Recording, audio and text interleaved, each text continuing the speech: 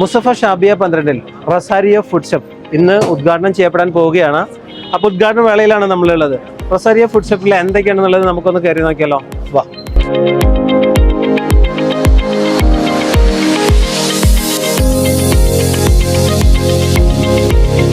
ചോക്ലേറ്റുകളുടെ ഒരു വമ്പൻ കളക്ഷൻ തന്നെ ഇവിടെ ഉണ്ട് കേട്ടോ.